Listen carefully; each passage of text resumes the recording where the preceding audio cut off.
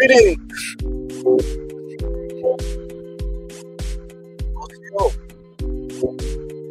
Welcome to Retro Peace. I am your host, Keisha St. It's an indigenous TV program and YouTube channel dedicated to archiving and preserving the history, legacy, and culture of the indigenous peoples of the Americas, of the Mississippi River, and the Caribbean. Okay, so today's show is going to be a very, very interesting show. I have some wonderful guests from the community that many people in our New York tri-state area are familiar with. Those of you who are in other states and other countries may not be so familiar. So they will introduce themselves. Okay. And I must apologize for the delay. For some reason, YouTube, and it's not even this show, but also I noticed in the past few shows, YouTube has been showing that the time that we're supposed to come on live is 2 hours later for whatever reason, I don't know. But if you look right under that, it has the correct time that it's supposed to start. So I don't know why that is, but for some reason it's doing that. I'll have to call YouTube. I don't know if it's on the part of YouTube or if it's on the part of StreamYard, why that's happening. Okay, but I apologize for the confusion. So right about now, before I bring my guests on, I'll bring my co-host on, and we are now joined with Firebird Grey Wolf. Osio. Osio, Pedro. Oscar, Nihina. Yeah. So good to see you. Oh man, I like your background. I like your hair. I like the outfit, man. Got the piano in the back. Grand piano. Yeah.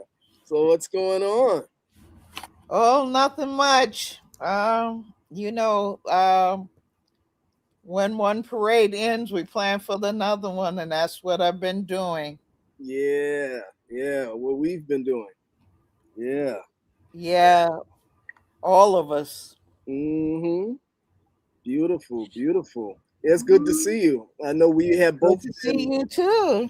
been so busy we hadn't been able to do a show in a while, and especially it's been a lot going on in my personal life too as well. So I know how everybody gets so caught up in our day-to-day lives, until the things that we enjoy doing just kind of gets put on hold for a moment, Right. Yeah. So now I will bring in my wonderful guests who we have with us today. Okay. And hold on, I'm going to bring them from backstage. Okay. So now we'll be joined with our guests who are from the National Alliance of Native Americans Longhouse, Inc. Okay. Greetings. Osio. Okay. Oh, we have three. Yeah. Yeah. Firebird is waving.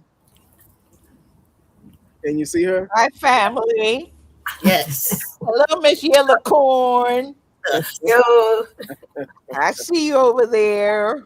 Oh, And Yeah. Miss Townsend. Okay. Good to have. And I know this young lady's name.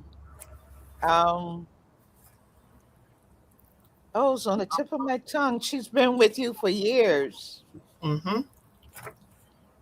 should I No, tell go you? on to answer your name, hon. Keisha. Keisha? Yes, my baby. Yes. I knew it. How Sure. are you? Thank God. How are you? I'm fine. I'm fine. It's Smiling wonderful. like a Chessy cat. Okay. And we have the right to smile too, right? Oh Oh, yeah, thank you. Yes. indeed. Yes. Smile. Yeah. Nothing like smiling. Smiling is therapeutic, you Yes. know? Yeah. Yes. Yeah. Yes. It's I want to like thank Angela Winbush say, smile, smile. My. Miss Townsend and Yellowcorn for coming every year and supporting the parade with your organization. I thank you so much. You beat me to it. I was just about to say the same thing for the viewers. Okay, uh, this group here, they come and support the parade every year. So I know those of you in YouTube land, you're very familiar with our parade, and these beautiful young ladies here, they are here they're there faithfully every year. So I just wanted to let y'all know these are people, you know, who are Family. and family, you know. Yes, and another round of applause for them as well. Sabutni. Yeah. Thank you. Yes. So now, so what we'll do is we'll start off by each of you beautiful young ladies introducing yourselves and talk a little bit about yourselves for the viewers to get them familiar with who you are. And I'm gonna give you the floor and the screen.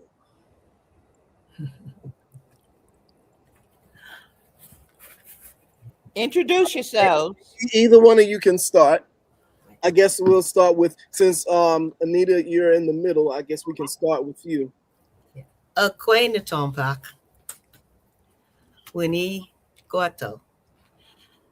I just said, hello, everybody. Good afternoon. My name is Anita Townsend, and I'm the advisor for the National Alliance of Native Americans Longhouse, Inc. The organization has been around for quite some time. I don't know if you want me to speak about that at this No, point. Or you uh, want, yeah, we'll do that afterwards. But right now, I just want the viewers to get familiar with each of you. And okay. yeah, My husband, who really began the organization, was Sachem Chief Osceola Townsend of the Matinnecock Tribal Nation of Queens and Long Island. My native background is Chickasaw and Matinnecock. So basically, I'm a retired educator at this point, but I do still do a lot of work in education, and I certainly do a lot of work with keeping the National Alliance of Native Americans Longhouse going, and we're going forward each time. And again, it's a pleasure. I know you thank us for coming to the parade, but it's a pleasure to be at that parade every year. We think it is so important in keeping Indigenous culture and people and learning alive. So it is our pleasure to be there. But again, I'm the advisor for the organization, and I'll be explaining a lot about the organization. But now let me turn to my left, another member of the National Alliance, and let her introduce herself. That would be on this side. Sure. Tidikwa halish tagwadon Ale shelu adalonage chalagi tagwadon Dikli loshta nahanshki. Ale dideyo hanshki ayan. Hello, my name is Deidre Harris, and my Cherokee name is Yellow Corn. I am an artist and a teacher. Uh, I'm not just Cherokee, I'm also Tuscarora, Gullah Geechee, and Haliwa Saponi. It's wonderful. Beautiful. And now to my right, I'm Keisha St. Joan, and Oki Suni Topi. That means hello in Blackfoot. And I know that I'm Blackfoot because when I look at the bottom of my feet, I see it.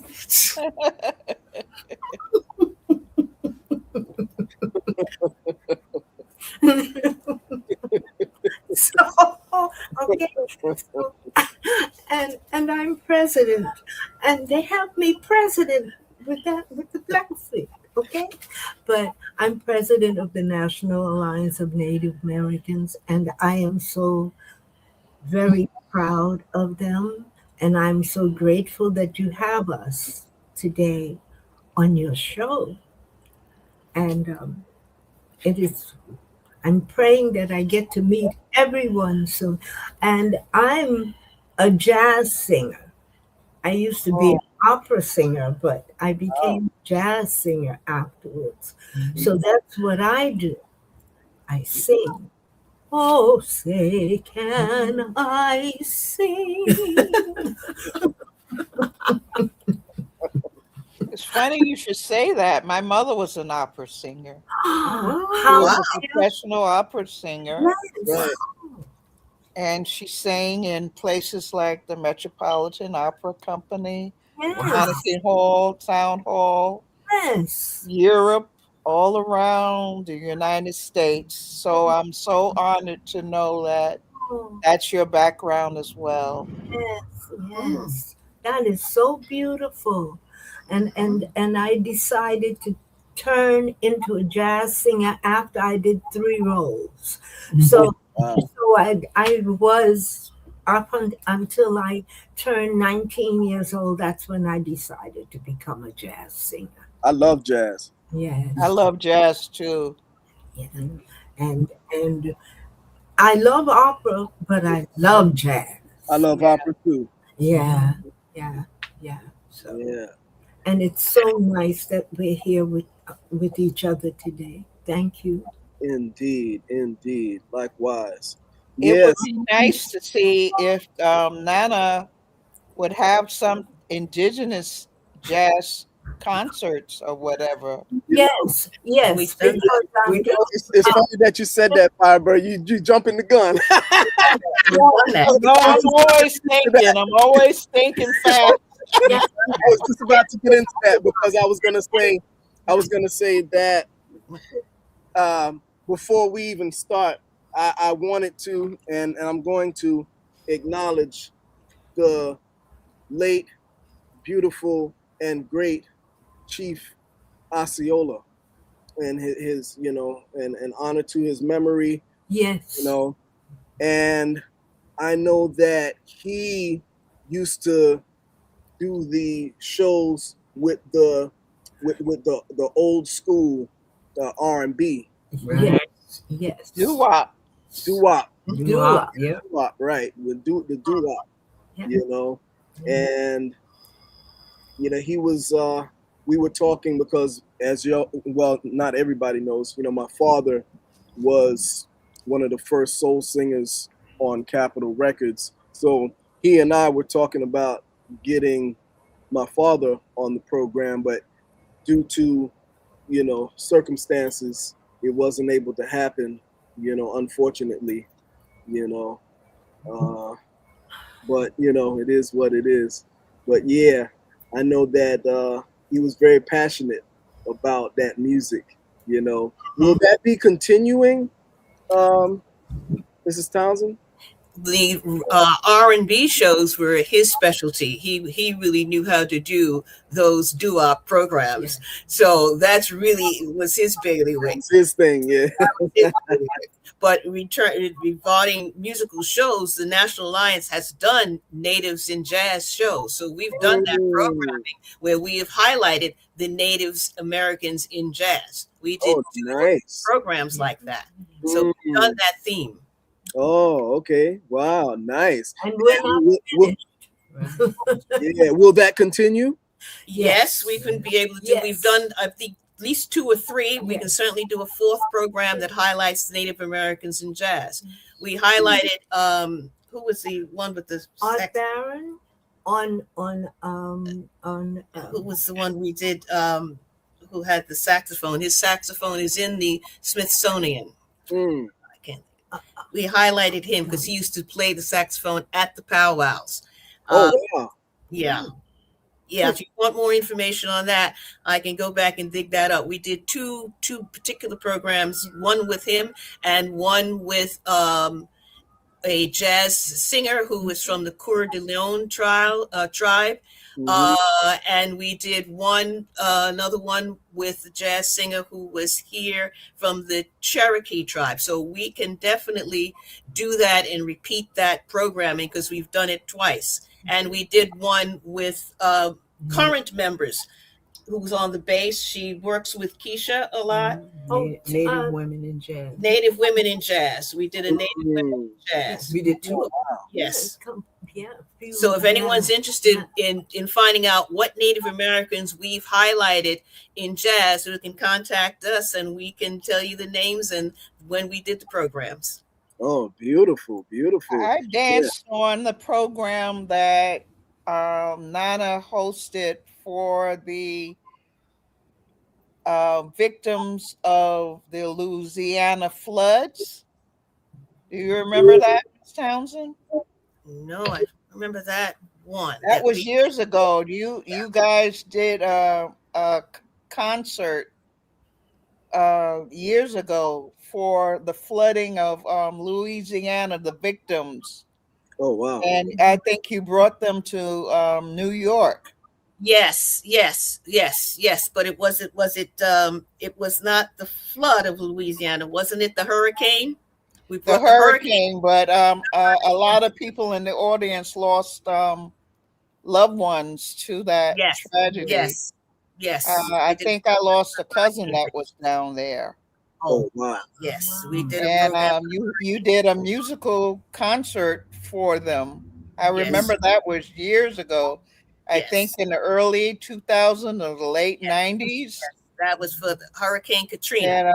And Margarita, we both did the Eastern Blanket Dance. Yes, that was the program for the victims of Katrina. We did do that program. We did that. That was years ago, and we also did a program for a more recent program. And when I'm saying recent, again, this was several years ago. Here for the mentally challenged persons. We did that at the St. Albans Veterans Association. It was for the veterans. Veterans. I remember Chief talking about that. Yes, years ago. Program for the veterans. Yes, mentally challenged veterans. We gave it at the Veterans Hospital. So we've done those types of programs as well. You remember that program as well? I remember that as well. I didn't attend or be a part of that, but I remember that it was put on. Yes. We've done that.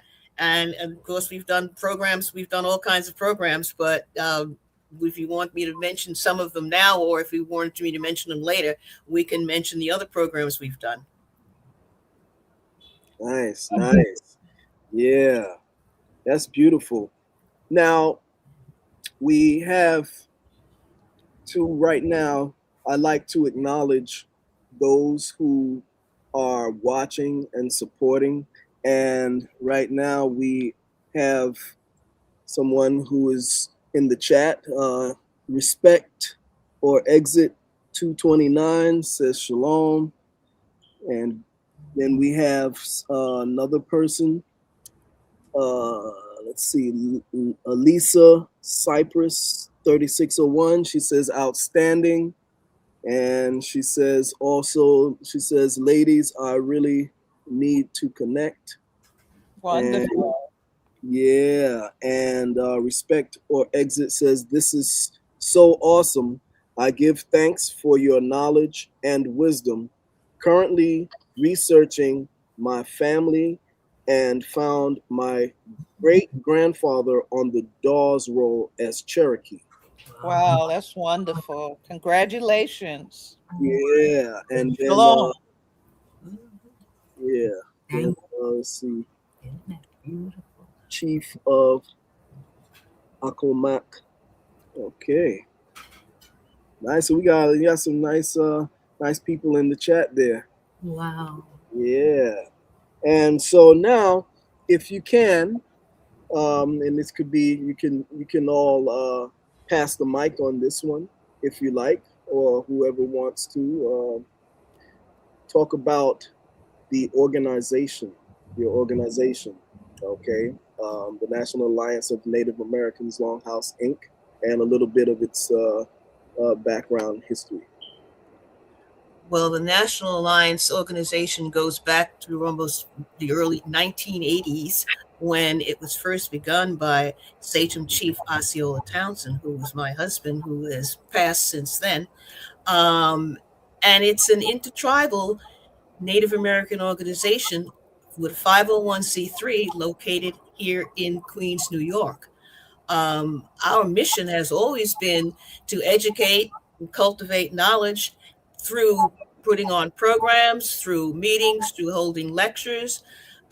We had the late William Lauren Katz here who presented for us. So we have done a myriad of types of programming to hopefully engage people and to widen the knowledge of the existence of Native Americans here on the East Coast, particularly here in the cities, because we are well aware that people are not aware of the existence of Native Americans here, particularly on the East Coast, and certainly not in the 5 boroughs. So we've really been working on trying to make sure that we acknowledge and make sure that people become aware of our organization.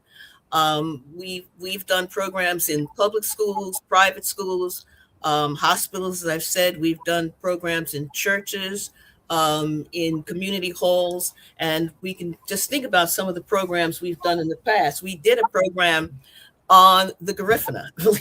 We did a program on that Wow, subject. Yes, if you remember the program we did with that. that's So my maternal line. that's right. We've tried to cover a whole range of indigenous topics. And we certainly did natives in jazz. We did Native American women in jazz.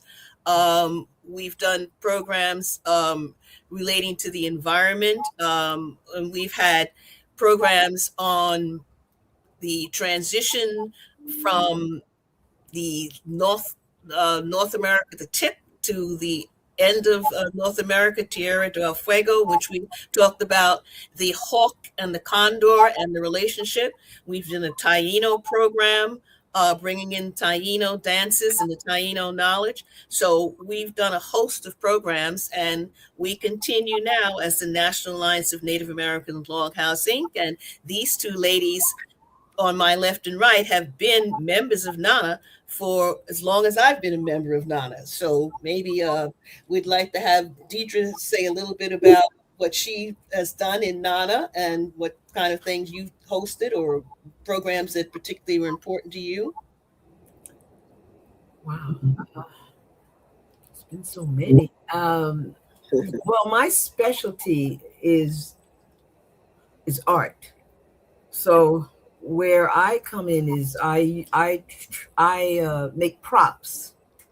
So the last program that we did last year, we were talking about the Native people of Long Island, and I was able to bring my props in to set up the room to look like a forest area, and within the forest clearing, we had a little, somewhat of a native village, with the canoes and the fire going and the food cooking over the fire. A little wolf over in the corner, things like that. That's my specialty. Beautiful. Yeah. Oh, she's wonderful Beautiful. with her props, and she was very helpful in setting up all that entire demonstration and that exhibition that we did last year. So, and she's being modest, but she makes a lot of the props and stuff that we display are actually things that she's crafted and she's done with her own work. So, uh, And it and makes it look just like it is. yes, yes, Like Wow. fire. yes, She makes it just beautifully. Oh wow. It looks so real. yeah. Mm. And Miss Townsend, yes, you mentioned William Katz. Can you tell the audience who William Katz was and his contribution? William Loren Katz is an author. He's authored many, many books, but one of the books that two couple of books that he highlighted was Red, White, and Black, in which he talked about Native and Indigenous Americans and the mixture with African Americans. And he also was the author of Black Indians, in which he brought in the connections between Native and Indigenous persons and Afro American persons. And we did a whole program where he did the lecture, bringing that connection to the public. When many people are not aware of the connections and have no concept that there is any connection between African Americans, Native Americans, he is one of the authors who that was a focus of a lot of his writing. So that was William Loren Katz. And we had him on our program several times because he brought a wealth of knowledge. He's one of the authors we've had. We've also had Evan Pritchett, who is an author of Native New Yorkers. I'm going to have his book at this one, in which he talked about Long Island Indians, and he's talked about the whole Algonquin and the nations, particularly speaking of the Algonquin language. And Evan Pritchett is also another author that we have looked to bring a certain knowledge that we know many people don't have. So that's just briefly about William Loren Katz. Again, on our website, I think we highlighted William Loren Katz. So I would get our website to anyone who's interested in finding out a little bit more about William Loren Katz.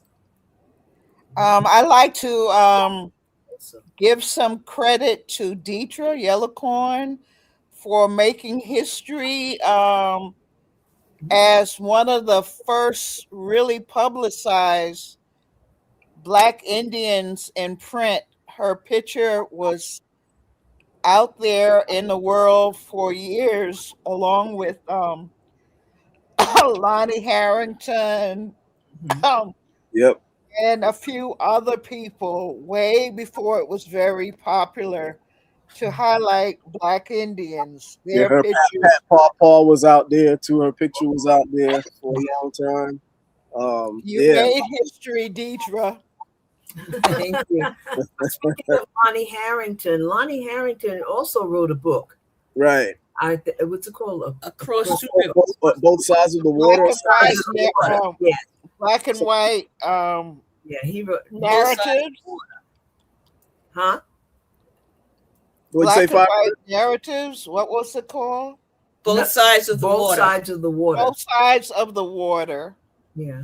But these people have made history way before. I don't know if you know what's going on, Ms. Townsend.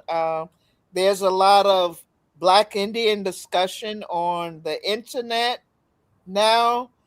And William Katz and Deidre in the exhibition that she did with the others for Black Indians, a lot of these people were not even born when Deidre's picture was being shown. Exactly. I'm gonna say Exhibition of Black Indians. keep talking, Fire. William Katz. One to post up. It's just amazing how far it opened up a portal of research and controversy and truths and falseness. It's just amazing. You guys, Deidre, do you remember when you posed for the exhibition? It was 1999. 1999. These people were not even born. Weren't even born. A lot of people. Yeah, a lot of people. The person that took those pictures took many of them at various powwows, but like me and Lonnie and Paw and Winterflower, we weren't there, so we posed for those pictures in the studio. Mm. But actually, the exhibit even went to the Museum of Natural History, Yes, it did. but put it way in the back. Mm. And it's Wow. so important, like Miss Townsend said, to teach people the connection of the red and black experience. I mean, they don't want to really show us still to this day, but we have made an impact on history, contributions, and it's just amazing, you know, that I'm sitting in front of people that have been connected with people like Mr. Katz or have been a part of the Black Indian experience in photographs. Folks in the audience, we have history in front of us. Mm-hmm. I'm honored to know National Alliance of Native Americans and their contributions to the truth. Yeah, I'm trying to find some of those pictures. Now, when they see the pictures, then they'll know who we're talking about because they were circling around. Well, I'm sure they know the book Black Indians because that's No, a book that Yes. really. I'm talking about the picture of Yellow Corn and Lonnie and Paw and all of it. There's a lot. and all of them. They're still on. These are contributions of Nana.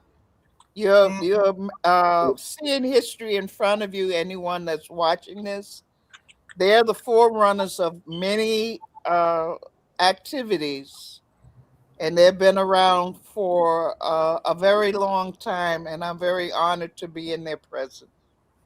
Definitely. Oh, God bless you. Ski, what on?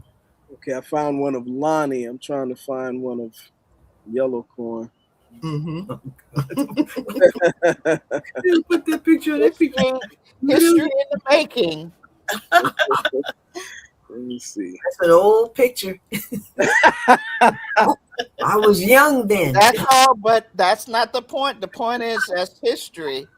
Oh yeah. You could see the nonsense going on the internet. Mm-hmm. You guys started by showing the beauty of the Afro, or if you want to call it the black and red connection. You guys were the forerunners. Yeah, wow. What a Wow. beautiful blessing. That's a blessing. Let's see. And back in the days, you could always see these pictures. They pop right. Everywhere. Really? Yeah. Now it's harder. Yeah, everywhere. You can show on Pinterest too. Pinterest. They got them on Yeah, Pinterest. right. Pinterest. Yeah. On YouTube, they got They're all seen in Europe and all over the world. Yeah. Yeah. They're showing it. Let's see. Image file. No. Image file. Let's see. Put it under. I got to meet Mr. Katz, thanks to Chief Osceola. Yes. Oh, That yes. was quite an honor. Hmm. Thank God. Good. What were you going to say? You can look it up. Look under Black Indians. We are still here. There it There is. they are. There it is. Oh, There's that's Lonnie. Lonnie. That's Lonnie. That's Yeah, Lonnie. that's Lonnie. Let me see, folks. Let me see. You said type in Black Indians. We're still here. We are still By here. William Well, Katz. this is it. This is it. But that's what it was late. That was the original name of the exhibition. Oh, okay. Let's see. Okay, here's one of Lonnie and Pat Paw. Yeah, there she is. Poor. This picture was circulating around for quite some time back in the days. Okay. Yeah. And let's see who else we have here.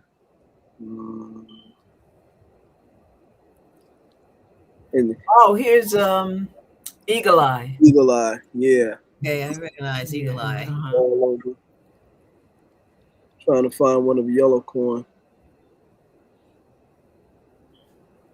Because her picture used to circulate around a lot back in the days. I don't know why it's so difficult to find one now. Mm. No, they keep moving it. They move it all over the place. Let me see. We're still here. Let's see. Visit. No, you have to scroll up a little bit more. Would it be under the same title as Lonnie and Paw? I don't know. That's Pinterest. You might want to type in Yellow Corn. Okay. It might come up under that. Okay. Do that. Let's see. One of the ladies on the job did that, and it came right. Do you remember the photographer's name? Yes. Oh,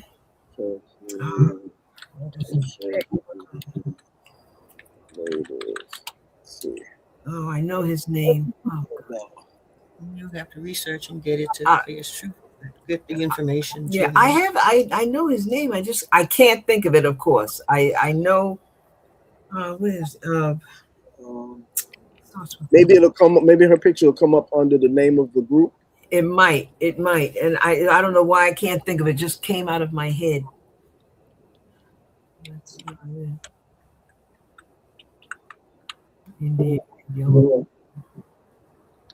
Okay, you might have to go back to Black Indians. Go back to Black. Okay, let me try.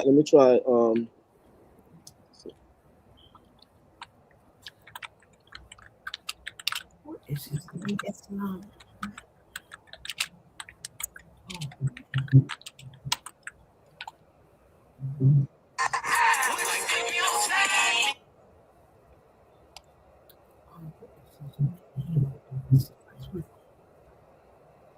Would her picture be under the website? It should be on Black Indians. We Are Still Here. It's under that.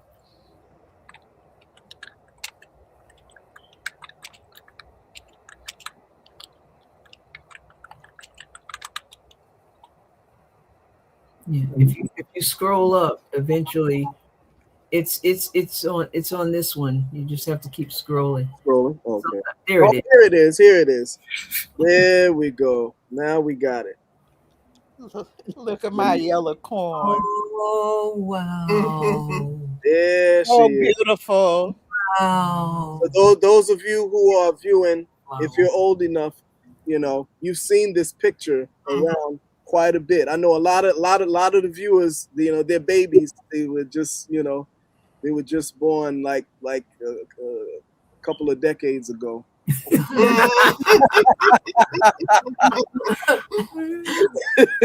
Wait, could you? I think this is Pawpaw. Where? The third Third level first picture. Third level. Oh yeah. That's her right there. Yeah. Yep. Yeah, That's Paw. Yep. That's her. Wow. Canarsie. She's Canarsie. Yep. And you're saying that these pictures are hard to find today? A lot of the pictures that were up there originally have been taken down, but there are still some pictures. There should be a picture of Lonnie's group when he had the drum group. Because back in the days, as soon as you type in Black Indians, their pictures would come up right away. Yeah, right. It's not that they're not there. It's just that you have to search a little more for them now. Right. Maybe if you find out the photographer's name. Yeah, I know his name. I for some reason it went out of my. It's oh goodness. I know his name. I have it written down. Phone number and everything. I don't know when you find it, maybe you can let us know. Yeah. Mm-hmm. That's because I'd like to know, what happened with the rest of the pictures. Like I said, we had a lot more than this, and they were beautiful pictures. He had them enlarged. Beautiful picture. He had an exhibit at what's the name of that college? Oh boy, I can't remember the name. Your pictures really made history because he promoted the Black Indian experience. This is Winter Remember her, right? yeah Eve Wind Dancer. Eve Wind Dance. Wind Dancer. Yep. Yeah, that picture I like. She was in there. She was in there too. She was in the exhibit. Mm-hmm. There's another picture of her. Mm-hmm.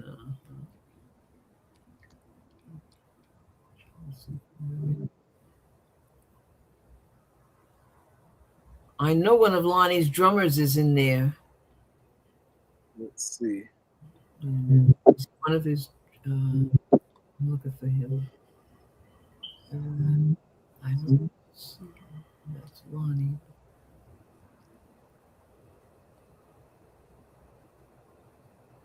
Windhorse, I think his name is. His name is Windhorse. Oh, Windhorse. Yeah. He was with Lonnie recently in Texas. Oh. Lonnie did a show with his group Cactus Flower with what's her name? Fierce. Oh, Candia. Candia. Mm-hmm. Okay. Yeah. She's a singer, right? Yeah, they perform together, him and Candia. And she marches. I think she marches in the parade. Yeah, she marches every year. She sang the second year. She sang for me with Lonnie. They did a presentation. Well, that's interesting. That's history. Yeah, but to see all these pictures, most people they don't even know. They don't even know it, which is why it's important to bring this stuff up. Yeah, it is. Which actually leads us to the programming we're doing. Right. Yeah, but that's just a little taste for those viewers who are not familiar.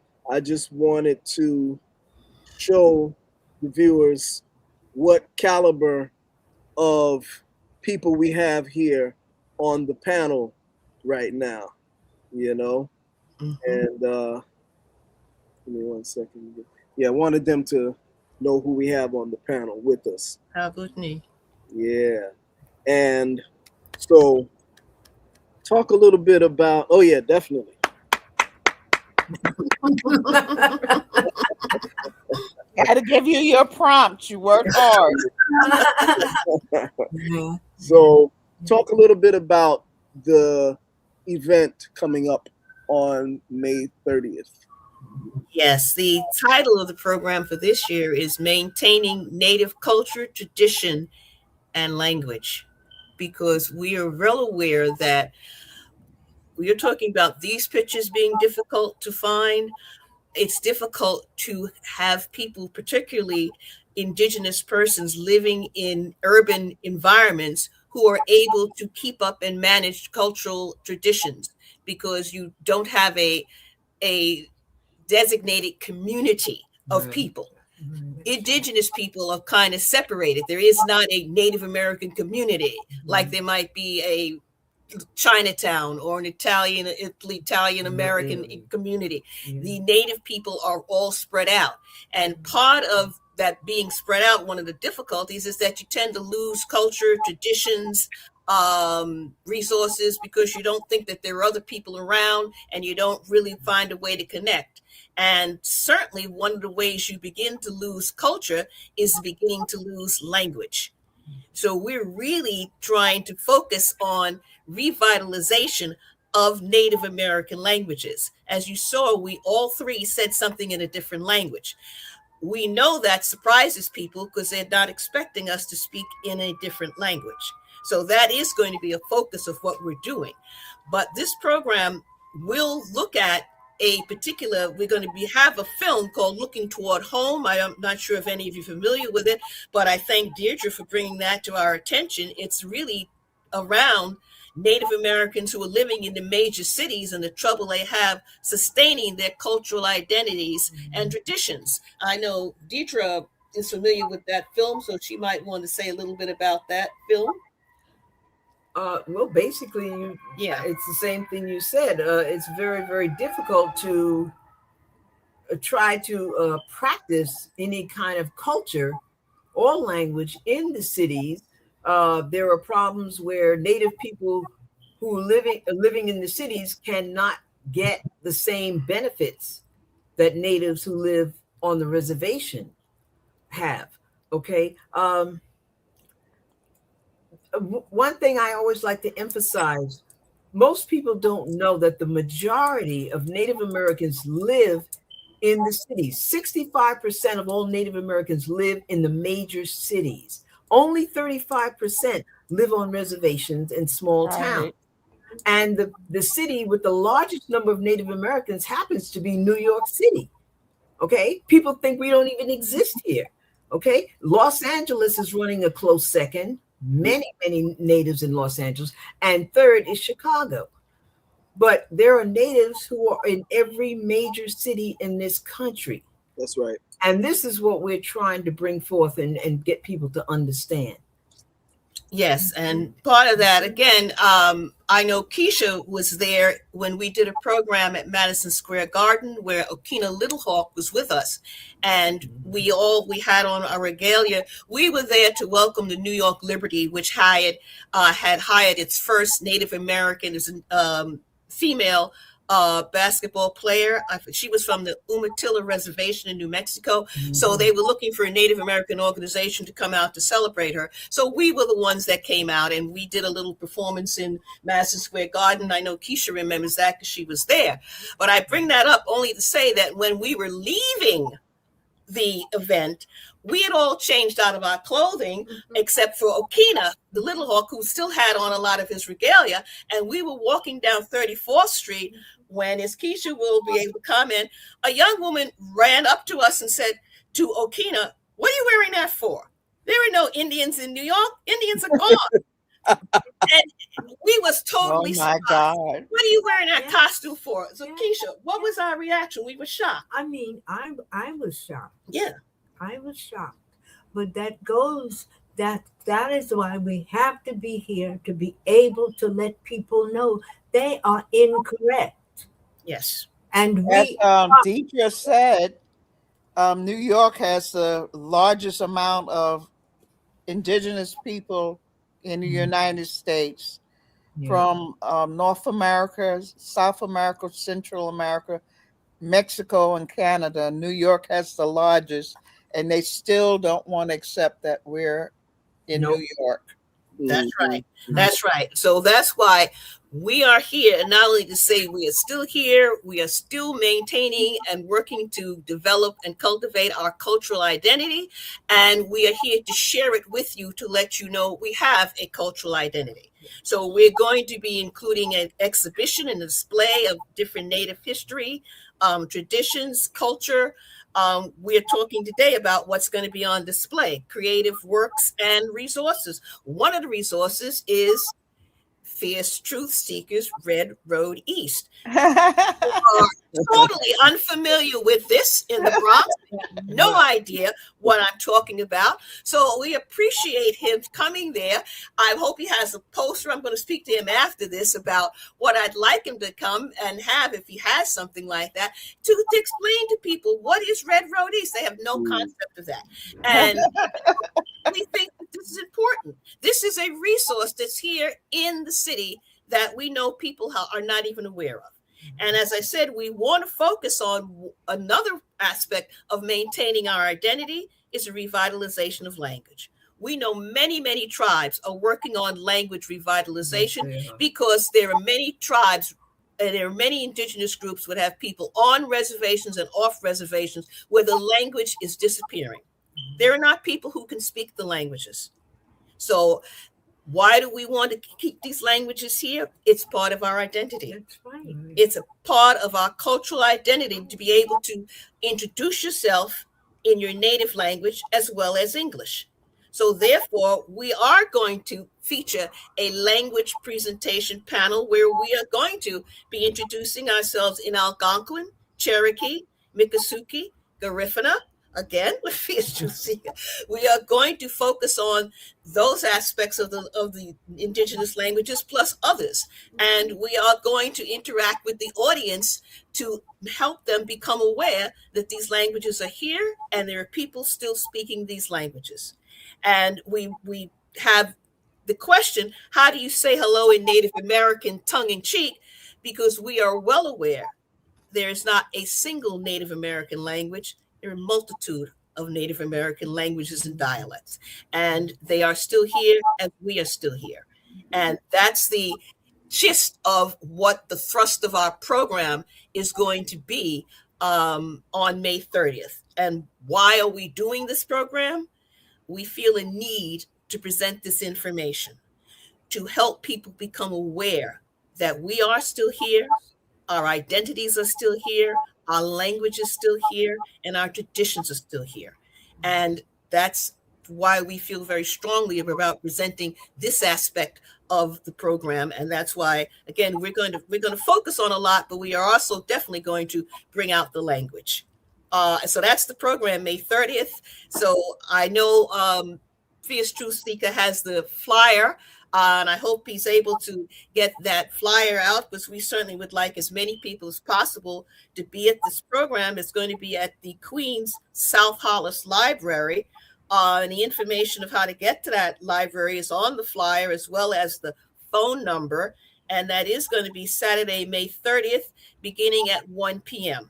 So that's a short, I hope, brief synopsis of this program. And we'd like to see as many people as possible at this program. We feel this information is very, very important. Ms. Townsend, can you give the audience your website? Yes, www.nationalalliance.info. That's www. Your email is on there, right? Oh, my email is Mexica. You're going way too fast. Hold on. Let me let's start with the website www.nationalalliance.info. Alliance.info. Okay. But more quickly to reach us is. I'm gonna put that up on the screen. So is the email. The email is the quickest way. Okay. Well, but you have a lot of people who want to go to the website as well. So I'm gonna put that up for that so they can see it on the screen. Okay. And then this way, the viewers, it's easy for the viewers to see it, and then they have time to pause and then copy it. Okay. And so good. So we got that. And so next we have the email. Okay, and that's spell that out for us. Mexicoc, MEXICOP, Mexicoc at AOL.com. Mexicoc at AOL.com. I'll put it on the screen. Is that correct there? What I have on the screen? That's correct. That's correct. Beautiful. Yeah. And yeah, can definitely. You give the address to the program library one more time? It's going to be Saturday, May 30th, 1 p.m. It's at the South Hollis, HOLLIS, South Hollis Library. The address is 20401. Well, what I'll do is actually keep talking, Firebird, and I'll put the flyer up on the screen. Okay, that'd be even better. That's even better. So just keep talking, Firebird. And Ms. Townsend, can you tell me and the audience and Fierce Truth Seeker who's going to be on your program? Well, I'm going to have, as part of the program, we're going to have Chief Reggie Caesar, and Chief Martin Jones of the Matinnecock Tribal Nation of Queens and Long Island. I'm going to have Donna Barron, who is historian and genealogist for the Matinecocks and the Montaukets. I'm going to have Tony Moonhawk Langhorn, who is Unkachug, that's Long Island. We're going to have, who did I miss? Fierce Truth Seeker. Tony's also Pamunkey. Representing the Garifuna. Okay. We're gonna our dances. Can we name some of the dances? Giselle May will be one of our dances there. Giselle, yeah. Yes. Well, Okay. give her my regards. Okay. I love her. Okay. It's going to be the dancers there. And of course, Deirdre is Yellowcorn. We'll be doing our exhibition or part of our exhibition. That's going to be in the library. So, and Keisha St. Joan, of course, we're going to be there. And that's who we are planning to have at this point. And hopefully, Fierce Truth Seeker will be videoing this program, because again, we would like to memorialize it and have it there on record, so that again it can be seen as this is a program, the latest program we're doing. So that's hopefully who's going to be there. So names that people know that we've just mentioned, Lonnie Harrington, he's going to be there. So, and again, our focus is on presenting the culture, but we also want to present the language. We really feel that it's necessary for us to introduce ourselves in our native languages and speak in our native languages. Indeed. Um, Here's the flyer here for those who. So people may want to take a picture of the flyer. Yeah. Can you make it a little larger? Actually, they can enlarge it. They can enlarge it. They can enlarge it. Yeah. How was that? So, okay. Can y'all see it? Yeah, a little bit. Yeah, they can tell your genealogy in a short term. Woo! Okay, hold on. Let me exit from here. Wow. So my genealogy is something that is, wait, can we get this off of here? Exit full layout. Give me 1 second. Let me exit full layout. Give me 1 second. Remove. Okay. Yeah. So my genealogy is quite extensive. My maternal line is from the Caribbean aspect of the Garifuna, and my father's line, my father's line is Cherokee. But now recently I've made some more discoveries, and we're actually going to be doing a documentary based on what those recent discoveries were. Wow. And I've been doing a lot of extensive genealogical research, tracing my particular history going back quite a few hundreds of years, going back to the 1700s, 1600s, and have there's over 52 tribes that I'm connected to. Oh my goodness. Doing genealogy and also DNA research.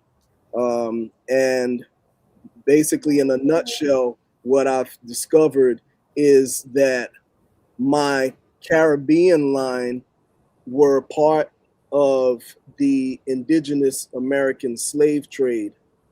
Those indigenous peoples that were taken from slavery into slavery from the East Coast were taken into the Caribbean, Barbados, and various Caribbean islands. Right. And so I've been able to make those connections, and we're connected to pretty much all of these tribes where they were taking indigenous peoples and sending them to the Caribbean. There's also African, we've discovered some African tribes as well in there that were also sold into slavery into North America, taken to the Caribbean, and vice versa. Right. So it's so extensive that it's a project that I'm working on. It's going to be a documentary. I'm going to try to get it on Netflix, Hulu, or one of those platforms. It's that extensive. Good for you. Good for you. That's fabulous. It's amazing. Genealogy. It's an ongoing process, and every day, I'm finding out something new. Mm-hmm. Yeah. Yes, that is fabulous. And how long have you been doing this research? Yeah. Boy, about maybe 40 years. Oh, wow. Wow. You're only 22. Yeah, thank you. I'm only 20. I love it. Keep it coming. Also wrote a book. I love that. I'm gonna run with that. He also wrote a book. Oh, yeah, you did? Wow. Yeah, I've authored a book. I'm working on the second book now. The first book is called Olmec Renaissance, and I'm working on the actually 2 more books I'm working on right now. The Olmecs. Now, the Olmecs were one of the nations that the Cherokees, so-called Cherokee, okay, our real name is Aniyawiyan or Tua. And we descended from the Olmec people as well as the Maya people. Mm-hmm. Definitely Mayan. Definitely Mayan. Yeah. Mm-hmm. Yep. And people don't know that the Olmecs were black. Right. They don't know that. That's a fact. That's a fact. It's beyond, and I talk about it in the book actually. Oh, good. And I give the names of the kings and all of that to prove it. And it's quite fire. As a matter of fact, Firebird did the introduction to the first book. Not the introduction. She did the the review on the first book, and it's pretty extensive. The history, it goes pretty deep. Wow, it goes pretty deep. I want to see that. Wow. And we base our research not from a multidisciplinary aspect of research and groundwork, and we do it from history records and also anthropology as well, and DNA. So it's pretty extensive. Wow. Is the book finished, or are you still working on it? The first book is already published. The second and third book, I'm still working on those 2 books. Good for you. Good. Let us know where can we get this book? Right, because as we say, some of this documentation, some of this history is disappearing, and we have to make sure that it doesn't.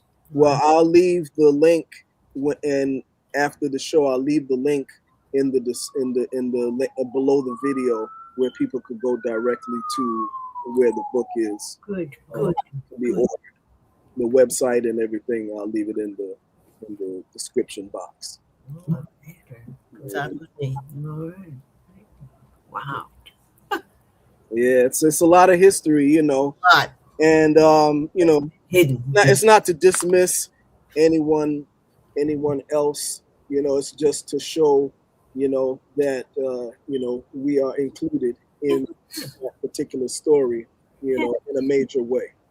Yeah, absolutely. And we hope to influence some of the young people. As I said, when we're working on the language, it's not just the community learners to understand our language. We also want to develop tools and educational, instructional tools so that we can have this language be taught to many in our younger groups and our younger people, so they will be able to recognize and come up with a little bit of the language as well. and we want to introduce them to it as well. So we're talking about developing language skills and tools that can be taken from kindergarten all the way up. So Beautiful. that's what we're working on as well. Now you have a very good question actually in the comment section. Someone wants to know if this will be the show, if the program will also be virtual. Not at this time. No, the program is not going to be virtual. The program, If no. you have Facebook, you can go live That's true. That's true. on someone's phone. Right. That is true. maybe we can arrange, maybe between all of us, we can arrange for somebody to be appointed to have their phone to have it to go live on Facebook. Interesting. Oh, Isn't this? But between now, it's on the 30th, so we have enough time to find somebody, between now and then, to do that. all right. That's something we can look into. Yeah. Especially if you have like grandchildren, children, stuff like that. They're born on computers, so. That's right. They sure are. My grandson. Yeah. My grandson is an expert, and he's only 5. That's right. That's knows more exactly than right. me. He knows more than we do. That's right. He may not know how to spell his name, but he knows how to work the computer. That's right. His finger goes zip, scrolling, zip. Well, we Don't can do look it for into me, that. man. I know how to do it. We can look into that. They know how to do all of that. They know how to do all of that, but Yeah. we can look into that. But we can see. But I'm certainly hoping that we can get some persons and visitors coming from the Bronx. So that's one of the boroughs we want to try to entice people, because I don't think we've had many visitors from the Bronx. But that would be good to have. So Fierce Truth Speaker, we hope that we can count on you to do some promotion in the Bronx to get some people here. Oh yeah. All right. Somebody was saying can set up cameras. The only thing is that there's no one really set up to do that. No. I'd say it would be easier to do the phone. That would be the easier way to do it. Have somebody appointed, that can have their phone set up where they can stream it, on either Facebook or even YouTube. I mean, I would do it myself, but I'll be busy working the camera, so I won't be able to do 2 things at a time. No. Are you going to be on the program as well? Yes, I will be So presenting. that's kind of hard. Right. That's another thing. So we'll find some between now. We got 30 days, almost close to 30 days. If I was in New York, I would do it for you, but unfortunately, and I'm in Pennsylvania. Oh, that's gosh. where you are? Yes. Because Yeah, I do the parade from here with yes. Truth, and he's on my board of directors, and Strong Bear Woman. We do all our board meetings on Zoom and phone and everything right from here. that's right. And I was Still get hoping the work done. Right. I Yeah. haven't seen you in such a long time. I was I hoping remember you. I remember your name. I remember it's been a long time. Yes. Okay. But God still brought you and I together again. Today. By the way, I'm Cherokee, Lenape. I have some Tuscarora and Navajo. Wow. Wonderful. I'm Wow. registered as Cherokee, Lenape. Wow. Wonderful. Wow. Yep. What a blessing. And somebody was saying to you, they said Townsend is a Aquamat surname. Oh, interesting. Oh, Oh, that's interesting. Thank you. Okay, thank you for wow. that. Where is she located? This person here, Lisa Press 3601. Where did she say she was? I think Virginia. She said. I think she said Eastern Eastern Shore. Shore, Virginia. Oh. Very nice to meet you, young lady. Yeah. Mhm. Virginia. Do you Yeah. have a website or anything we can look at? What nation? What was is her she from? nation? What's her nation? She is Accomack? Accomack. Accomack. Oh, chief of the Accomack. Oh, okay. Accomack. Akawamaki. Okay. Accomack. Nova Scotian cousin nation. But I would love to connect you to Okay. the Nova Scotian cousin nations. Okay. Okay. Those are the Micmacs? Or the Micmac? Mi'kmaq? We'll wait for her reply. Yeah, Mi'kmaq and Nova Scotia. That's interesting. Mm-hmm. Nova Scotian cousin nations. Yeah, Okay. Mi'kmaq and all those people. Fierce, have her send you some information in your email. Yeah. Right. Yeah, definitely. You could hit me up on my email. I'll put it up on here. Yes. Yes. That we have her email and she has our email. I'll put that up now.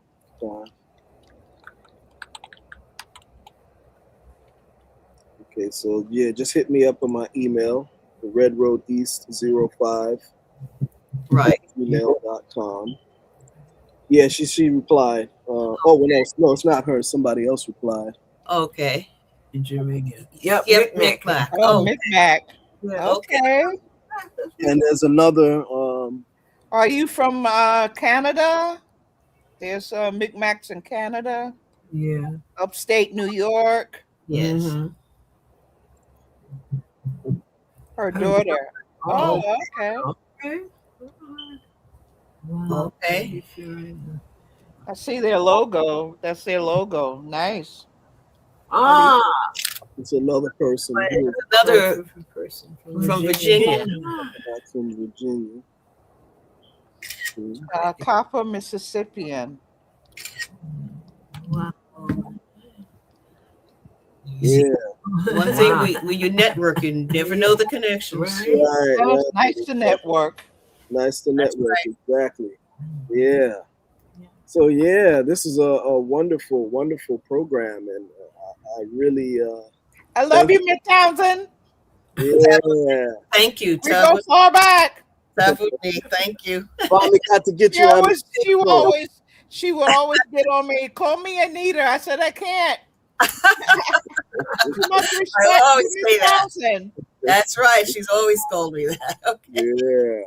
It's a pleasure to finally get you on the program. Okay. I know you've been asking me, so here we are. We finally did it. Thank you. Right. Yes, and thank you for having us. Eastern Shore. Yeah. Yeah. What a blessing. Got a good networking with Lisa. She might come on your show too. Yeah. Is that the Norfolk, Portsmouth area? I wonder. Hampton. For her to reply. Nice to meet you too. To heed you. You got quite a few people here. Oh my goodness. To catch this Irene. Yeah. Thanks for joining in. Wow. Joaquin. Wow. Right. You made some new friends. Okay. Yes, Hampton Roads area. Hampton Roads area. Wow. Yeah. Powhatan. You change. Oh my goodness. I was asking about the Norfolk area because my mother's from Norfolk, so I was wondering. Oh, Yeah, Powhatan.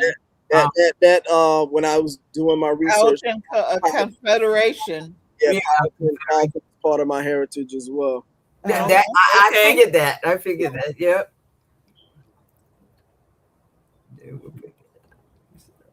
Mm-hmm. What? Mm-hmm. Why is that? Why do you think? Why do you think? With each other.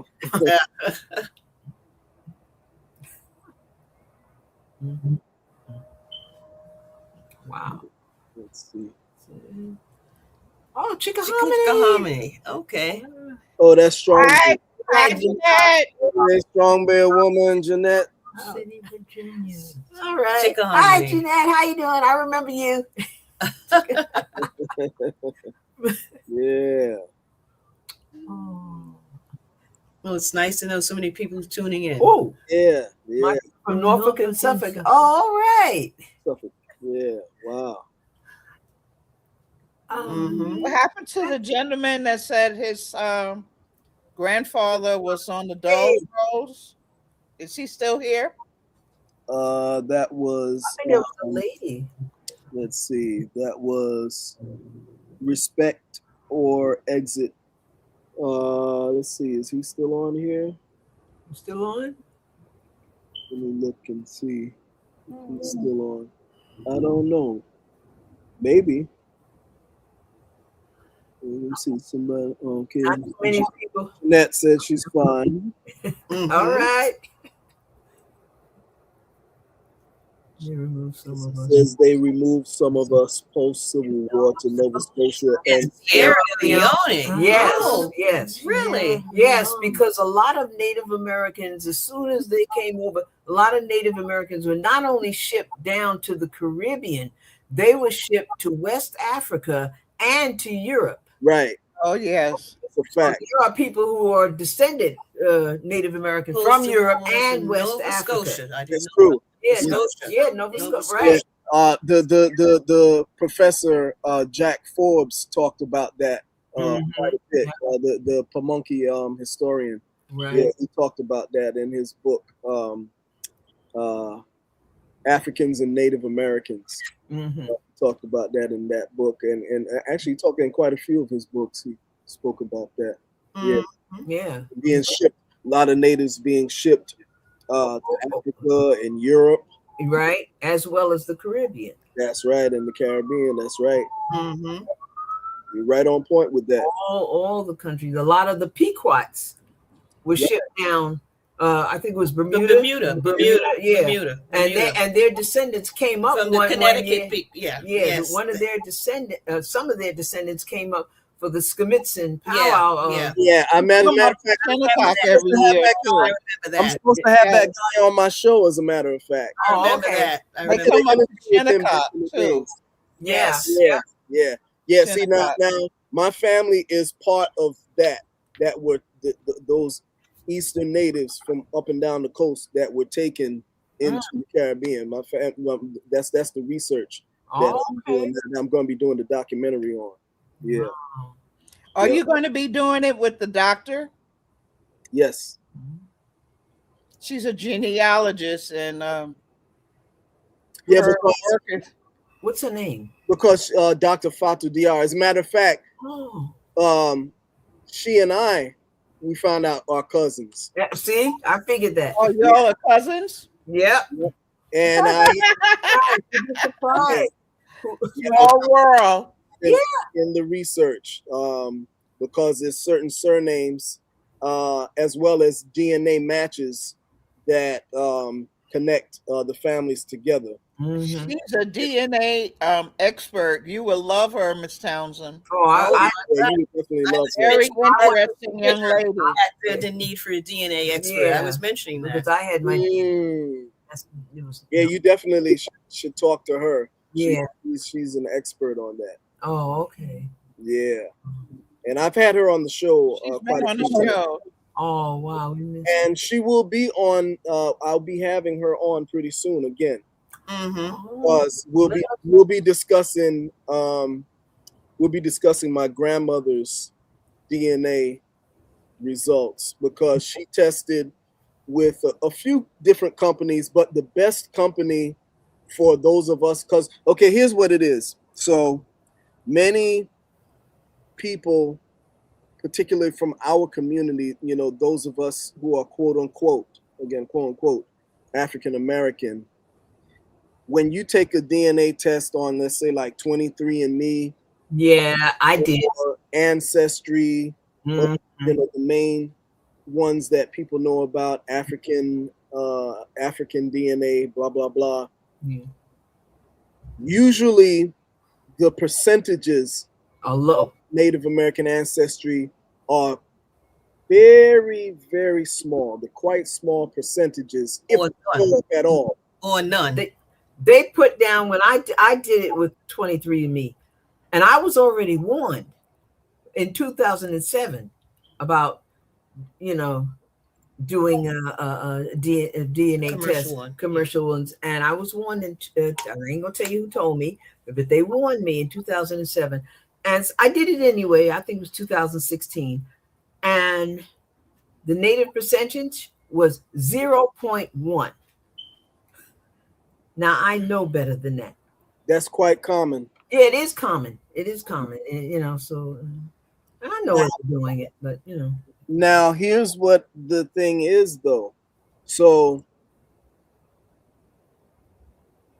there's two things that you've got to look at. So one of the things is that what they don't tell people, and that's why I've been doing the series. I've done a long series that I started. Well, it's not long, but it's been going for a few months now, and that particular series is entitled "Closing Henry Lewis's Gates." That's good. That's a good one. Henry Fate or Henry Gates? That's a good one. I have a beef with that. Yeah, the Closing Henry Lewis's Gates series was based on the fact that he did not. He was kind of disingenuous with his documentary, and he didn't explain in its totality what you're looking at when you look at your DNA results. And I'm speaking for those of our melanation right now for this particular purpose. And the reason for that is because when we have he didn't tell people is that when we have the small DNA percentages, that it means that it's not that the indigenous DNA is not there. It's just that it goes back far back in time. Yeah. Okay. Your bloodline is ancient on the land. Okay. That's why the small percent. The bigger percentages means that that particular ancestry is more recent. Right. On the land. So if you have, let's say, like 0. whatever, it just means that your bloodline is actually ancient on the land. Okay. And that's why we have the doc on the show. She breaks all that stuff down. And thank you for the great Tyrone Lewis Cannon, who is based in Australia, for letting that be known, and breaking down this whole decoding, this whole DNA thing with the percentages and all of that, and then some. Okay.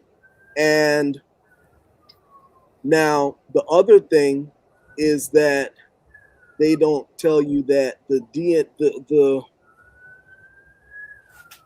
DNA of those of us on the East Coast. So the other reason why your DNA percentages are going to be small with these companies is because they're using like Mayan and Pima as their reference points with 23andMe. Ancestry, let's put it this way. Ancestry.com. Ancestry, I forget right off of my head who they use, but they're using tribes from like out west, America, and stuff like that. But they're not using East Coast. No, they're not using East Coast tribes. Okay. The algorithm is not set up to measure any East Coast tribes. Exactly. There's no East Coast tribes in there. They're all Western tribes. Right. Because that happened with a relative of ours. She came out as Hopi, and our genealogy, she said, Hopi? There's no connection. The only algorithm they had in there was Hopi and Navajo.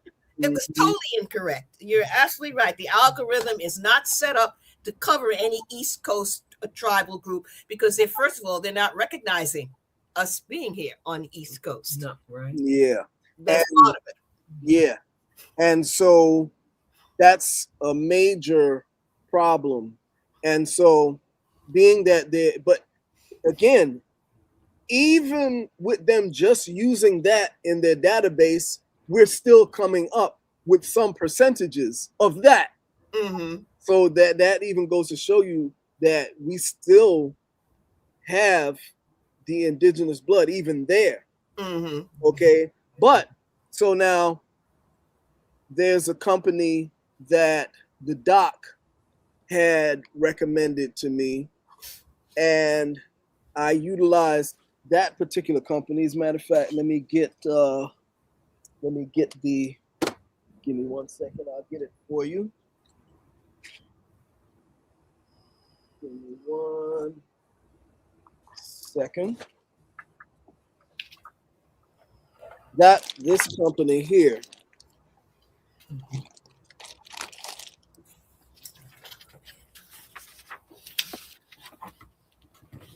Native DNA. It comes in a package like that. And so Native DNA, he utilizes East Coast tribes in his sample set. Okay. And now, granted that the tribes as they stand today on the East Coast, most of them are not, in terms of DNA, intact as they were prior to contact. Right. Mm-hmm. Right. Okay. You know, you had a lot of European admixture and, colonizers and things of that nature. And so, but you can still utilize it because the blood is still there. Okay. So he utilizes samples from the East Coast, the Caribbean, and also, around the world as well, Africa and, things of that nature. So his company is really good. So when you test with him, you're going to come up with those higher percentages Mm-hmm. because he's utilizing the tribes on the East Coast, Mm-hmm. the tribes in the Caribbean, Mm-hmm. okay, and throughout the Americas. Okay, so that's when I did the testing with his company, that just took my genealogy to the next level. And what it did was it allowed me to make the connection. Some things that didn't make sense in my family tree, it made sense after getting that test done because I was able to connect all of these dots that I wasn't able to connect before.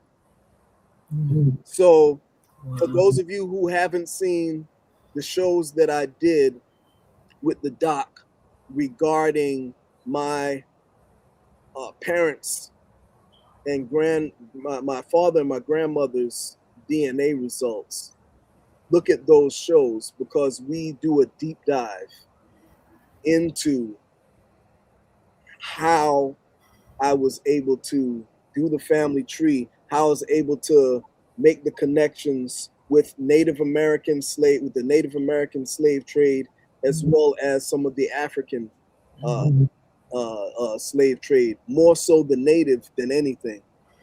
And again, that company, and I would say, mark my words, at some point they're gonna shut it down because that's I how was going to ask you that. Yeah, anytime Would he be assassinated?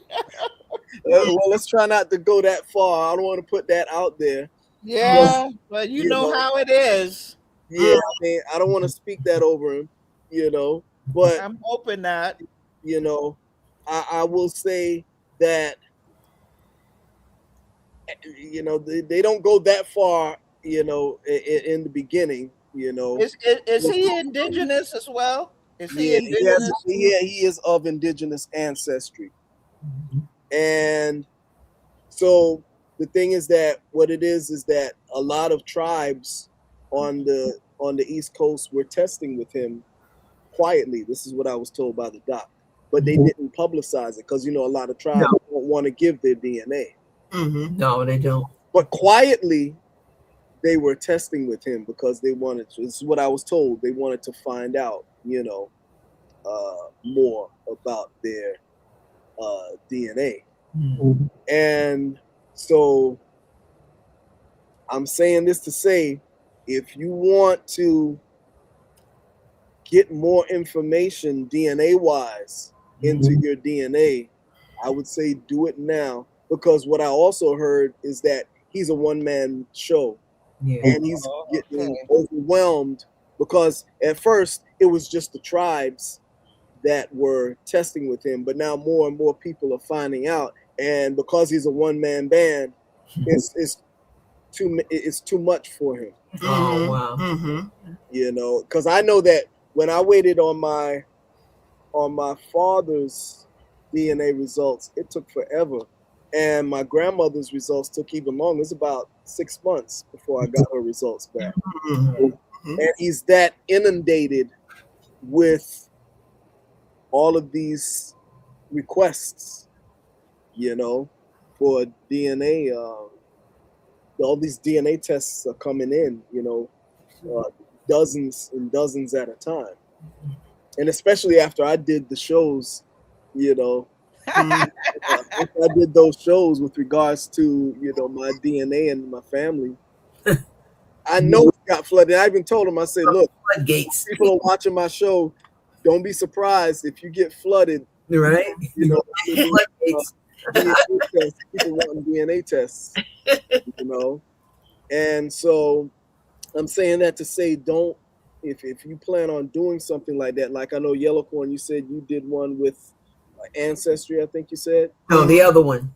23andMe? Yeah. Okay, so if you want to get a more accurate test, then go with the native DNA. Okay. And trust me, even the doc told me, she said, go with the native DNA. She said, you're going to be happy with, she said, those tribes are going to show up. She said, I guarantee you, your tribes are going to show up. And sure, she wasn't lying. Wow. My dad, like I said, my dad, he's connected. Now, this is just my dad. We're not even talking about my grandmother. And he was connected to 52 tribes. Okay. And my grandmother, her results were even more in depth than his. And she's from the Caribbean. My grandmother is from the Caribbean, but she had more North American DNA than even my father, who's from North America. And when I wrote the owner of the company, I said, I was expecting more Caribbean native ancestry in my results. And he said, but at the same time, even though I was expecting that, it made sense because of the Native American slave trade. So that was I said, it's got to be via the Native American slave trade. And so when I wrote him, he said, because I was wondering if maybe there was a mistake, and he said, I'm sure that your grandmother's DNA results are sound. He said, this is more than likely due to, and he said, I'm pretty sure this is due to the Native American slave trade. Yeah. Okay. And sure enough, there's people from Barbados now, historians, who are talking about this. And they've got the records of Native Americans, a lot of from the East Coast being brought to Barbados. Yeah. We're talking about that, something heavy. Yeah. And when I did that test, because I tested on many sites. Okay, I tested on many DNA sites. And what didn't make sense to me before I did this test with native DNA was that my mother, who was born in the Caribbean, she had DNA matches. Or when I say DNA matches, these are your cousins, okay? Cousins, well, relatives in general. It could be cousins, it could be children, it could be whatever. But she had DNA matches in North America. And I'm like, wait a minute. How is this? My mother's from the Caribbean. That whole line is Caribbean, straight Caribbean. You know, of course, being with the Caribbean, there's European as well. But I'm saying, how is that? But when I did this test, it made all the sense. It complemented what was on my 23andMe DNA results, the Ancestry, and the others that I tested on. Because now we know that she's connected to the tribes here. You understand what I'm saying? Yeah. And what I've also discovered, so as I told you before, there's Native American and we found some African in there as well. Yeah. And also you're going to find, being that it's a slave trade, whether African or Native American, and you're going to see this if you decide to test with with this company, you're going to see that there may be some endogamy in there as well. When I say endogamy, we're talking about families marrying and having children with each other within the family. Within the family, you know, and I found that quite a bit. Yeah, in my DNA results. And I was looking at your text that you sent me, Mrs. Townsend. And I noticed that you mentioned yellow corn, and you mentioned you should put her full name in there, Deidre Harris. Is that correct? Yes. Yes. Yeah, and in my genealogy, I found there's a lot of Harrises in there, so we may even be related because there's a lot of Harrises in my line. Depending on where did they come from? Yeah, Virginia, North Carolina area. When you do your DNA test, don't be surprised if you come up. I think we're related. You never know. You know, it's not a definite. At that same name and the same line. Yeah, I mean, it's not a definite, but don't be surprised if you come up as a relative. But it depends on how good of a family tree that you put together. The reason why I was able to make all of these connections is because I have a pretty thorough family tree. Well, I got a pretty good one also. Okay. I used to ride with the Black Cowboys, and we were talking. A lot of them came from the same little town that my grandmother came from. And I said, do you have any ancestors with the name Skinner? He said, yeah, I come from Skinner's. I said, yeah, we're probably cousins. Because that was a big town, you know. Wow. It's right on the east coast of North Carolina. Oh, wow. So, and that's where, my family migrations are throughout North Carolina, South Carolina, Virginia, Georgia, Florida, you know, and I meant to say too, at the top of in terms of my DNA, when I tested on all the various DNA sites, at the top of my family surname list was Williams. And that's where me and Fiber were talking about her family too. Her family is Williams. But what's funny? That's the Lenape side. Yeah. And Lenape is in my ancestry as well. Like I say, I just recently discovered that. Wow. Just by, when I started doing this extensive DNA research connected with the family tree.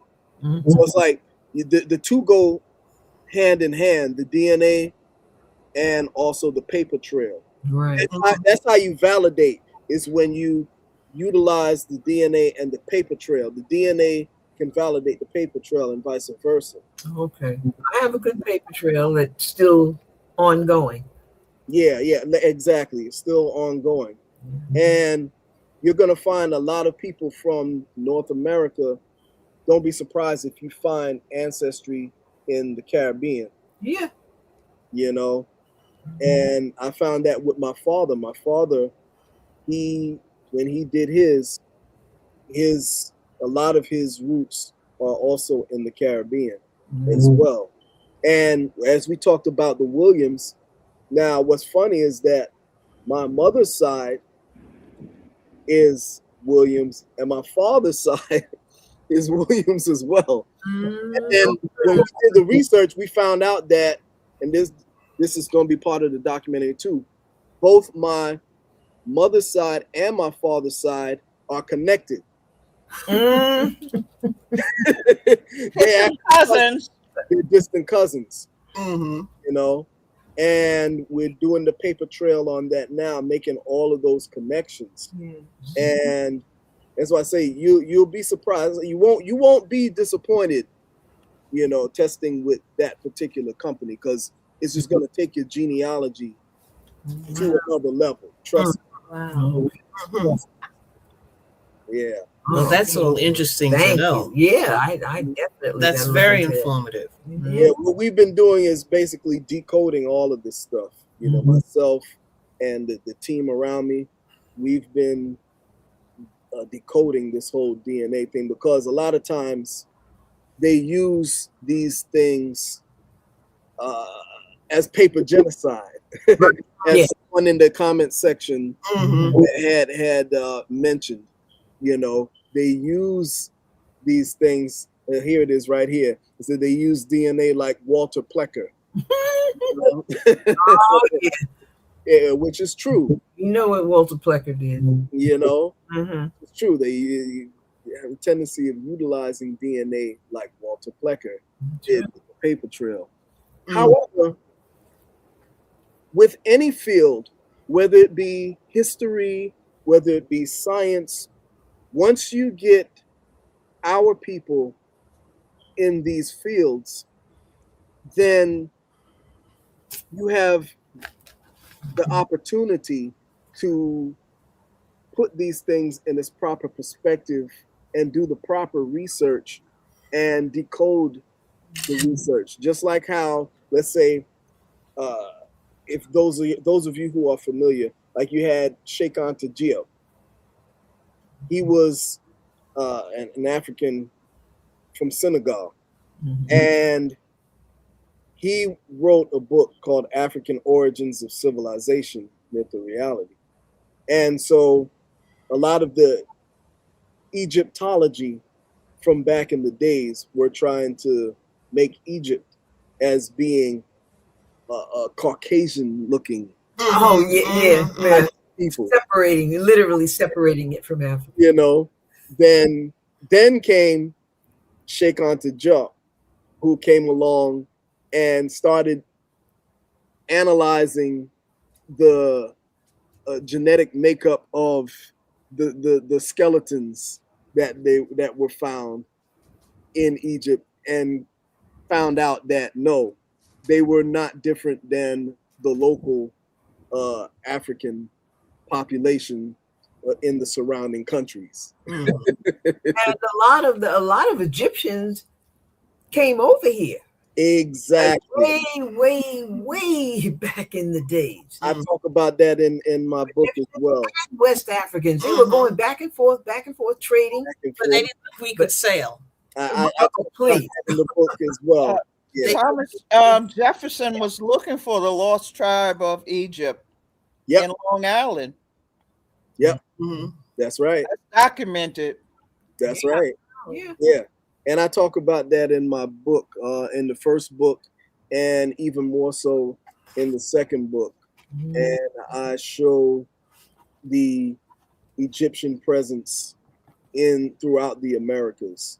Yeah.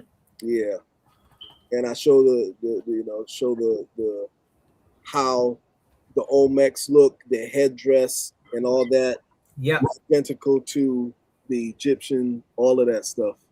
I show it in the book.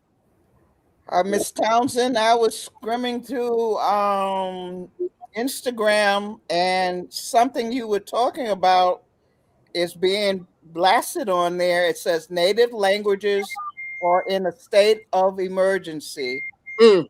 Tribal leaders are calling for federal action to support native language programs and please. secure long-term funding. Many language programs rely on short-term grants, forcing tribes to compete for limited funding and slowing progress. This gentleman says language is more than words, it's identity. That's it. Sovereignty. Without urgent action, more languages could disappear. That's exactly what we're saying. But we Yes. can't. That's right on Instagram. Right. But again, we can't depend upon the federal government to do it. We have to make sure we step in and teach our kids, and then we present it ourselves. We can't just depend upon that. That's wonderful to get that assist, but we also have to step out and make people aware, first of all, of the importance of it, and that the language is here, and that there are speakers who are here in the language, and we are taking our languages every day, just like everyone else walks down the street. You're pointing out in New York we pointed out, and we'll point out in New York, when you get any kind of health notice about anything that's health related or whatever, it comes to you in about 7 different languages in New York. You don't see one Native American language among those 7 or 8 different languages that come on your sheet from Emblem Health or anything else. You don't see any Native language. No, you don't see that. So it's just making the recognition and awareness that these languages exist. If we can have, I know Chief Harry Wallace is teaching. And I know that the Ramapo, I think they just started a language program on their land. Yes, this is something that we are. The Shinnecock, they're all doing this. They're all doing language revitalization, and it's right here in writing. It's on a state of emergency. It's important. So that's what I said. While we certainly want to talk about all the other aspects of Native culture, we certainly want to bring in the importance of language, the connection to that, and cultural identity. Yeah. And something I just want to broaden out a little bit, something Fierce Truth Seeker was saying, that even if we don't have the benefit of being able to relate to all the DNA and the strong family tree, there are many, many people who don't have the strong family tree. That's true. But that does not negate their indigenous peasants. Because they don't have that strong family tree. So I just want to make sure we let people know that it's not totally necessary that you do this to validate this and validate this. We run into many, many people who can only say to us, gee, I just remember my grandmother. She would always speak this, and my grandmother and the rest of the family never even paid any attention to it. They thought she was a crazy old grandmother. But that validates you as well. We just don't look at DNA. We also look at the history, the oral history that's been brought down in families as well. True. And we don't throw that away. No, we don't throw that away. Young lady you may want to meet. Her name is Sutton King, and she deals with bringing services to urban Indians that are non-reservational Indians. Oh. Okay. Her name of her organization is Urban. What is it? Urban Indigenous Collective. Yes.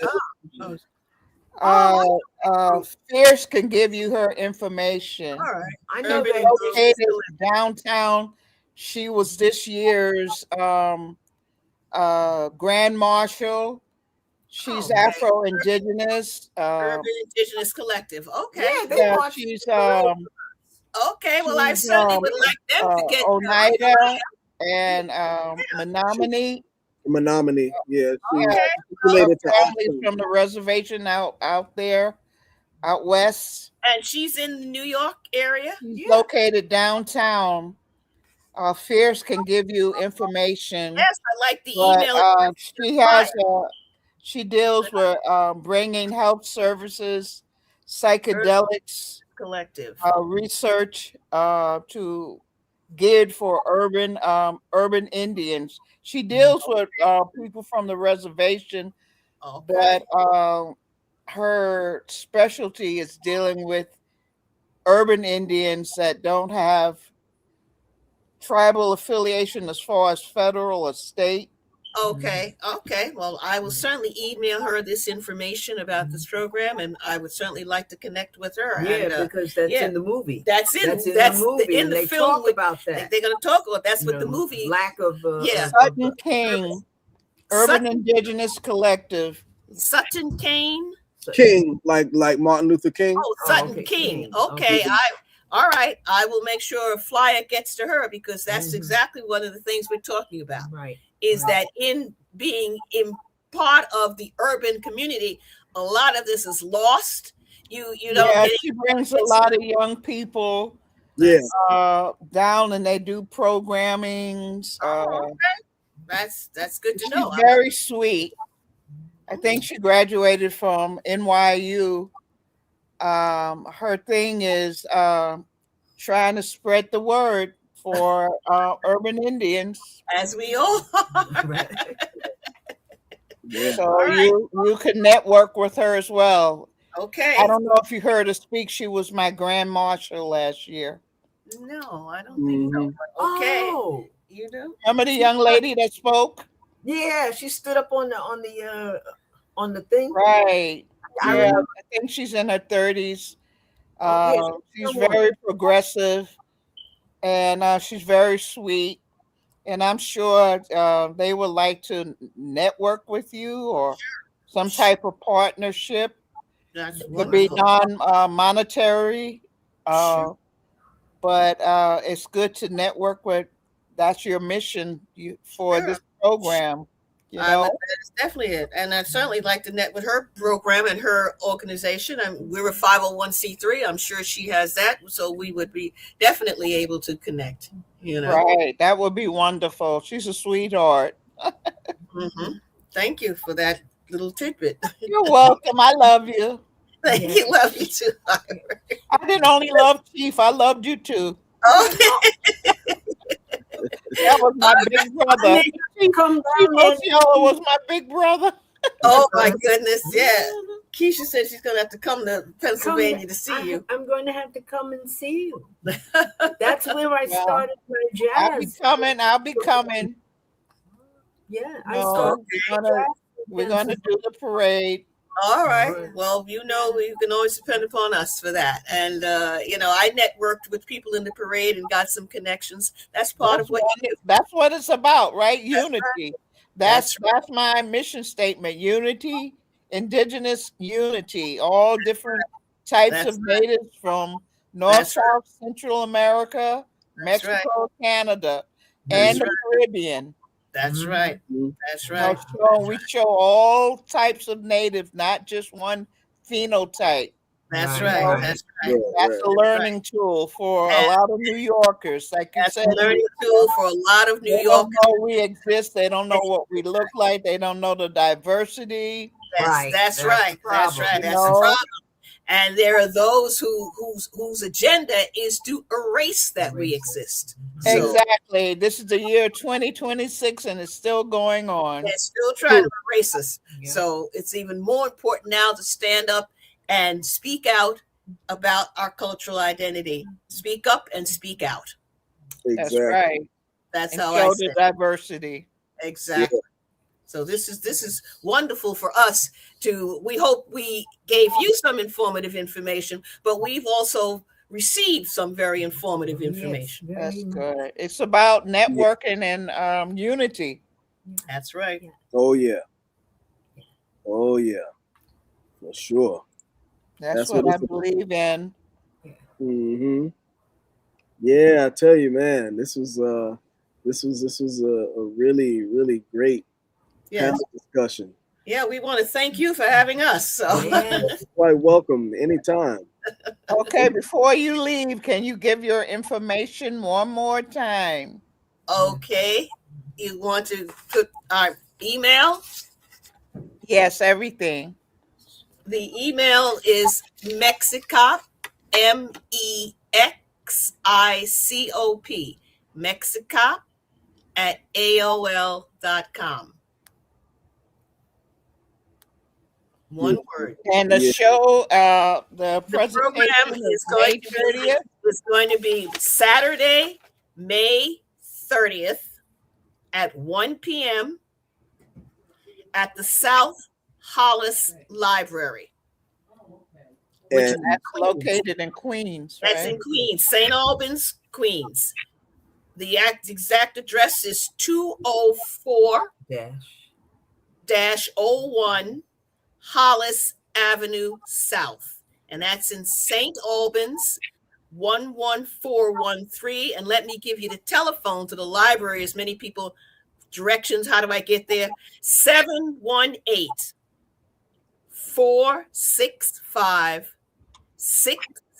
718-465-6779. That's the phone number to the library. 718-465-6779. So if you're confused and didn't get it all, call that number. The South Hollis Library will be able to give you complete information. Okay. It's Is our audience still there? Lisa says that Dad's best friend was a Townsend. Wow. Isn't Wow. that something? Wow. Yeah. Never, You never know. never know. That's right. You never know. You've got a lot of comments here. Mhm. Yeah, and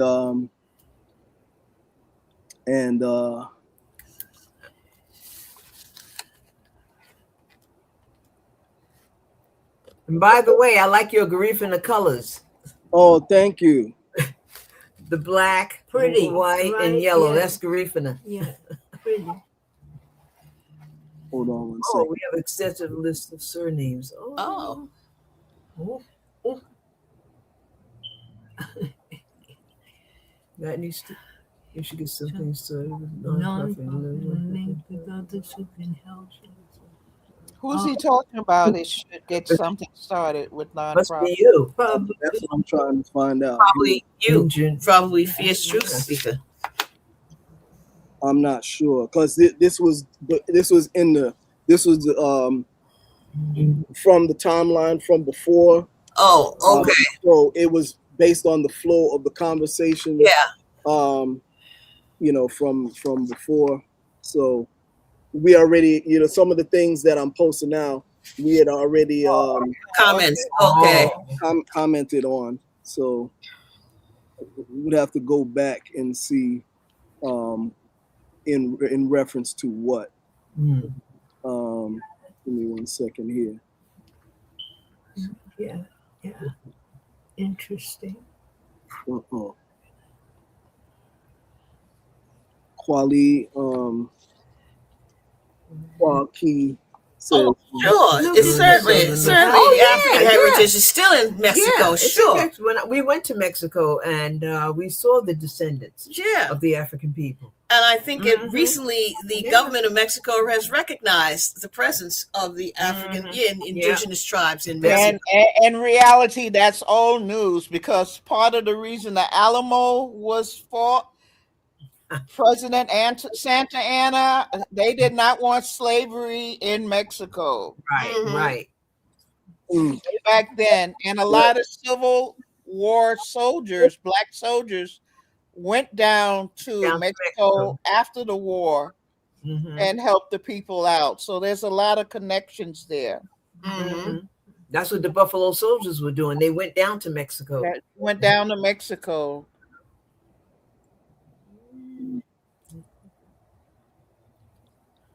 Then I've been telling folks Most that for recent long as those percentages on most recent population. Oh, Fierce, you gave Henry Gates Henry Fakes too much credit. We have to mention that he had Oprah as Zulu or something. yeah. And all of a sudden, Tina Turner has no native blood. Oprah is Choctaw. She's Choctaw. And Zulu. Thank you.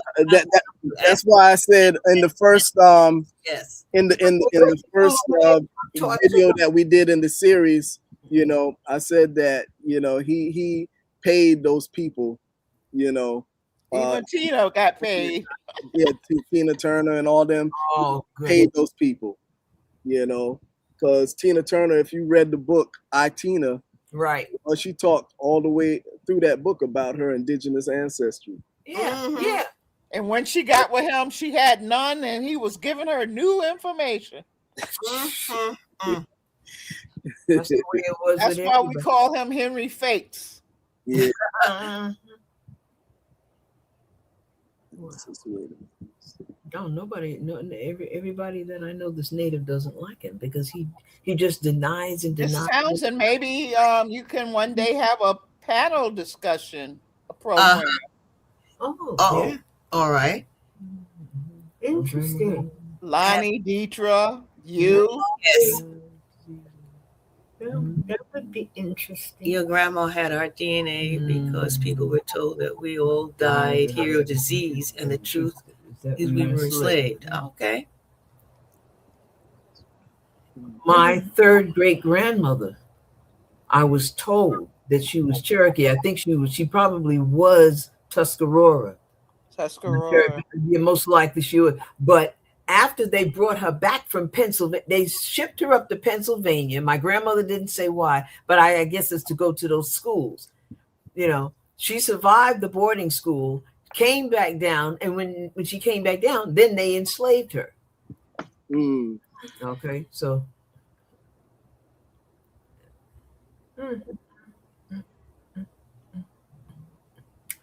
How do we contest? Sutton King. Yeah. Okay. Yeah. I can't give out her personal information. Okay. But I'll look it up through the organization. Urban Indigenous. No, I'm talking about online, out in the big world of the internet. No, you can't. Yeah. But personally, we can give it to Miss Townsend. I'm so sorry. No, we understand. That's not my control. She's talking to the person who's asking. Who asked that? Yeah. It's KSTO 1427 in New York. I don't know. They're gonna answer.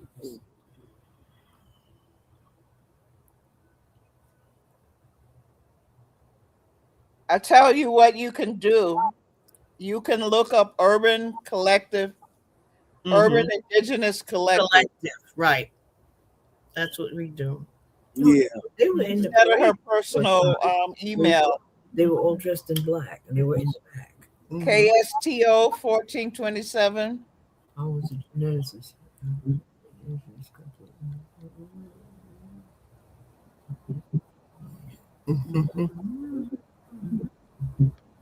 Ancestry DNA is completely fake. We can't make that determination. Interesting.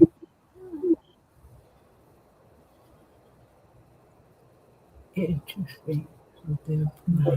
DNA percentage just shows that Africans here right now. They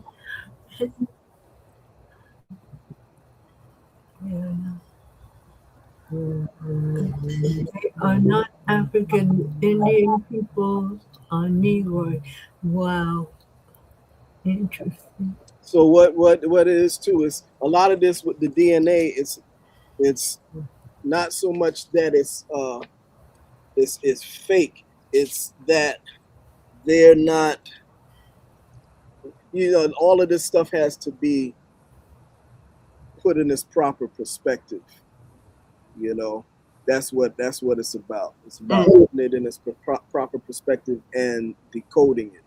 And that's what we did in the previous shows. You know, we pretty much decoded all of that stuff.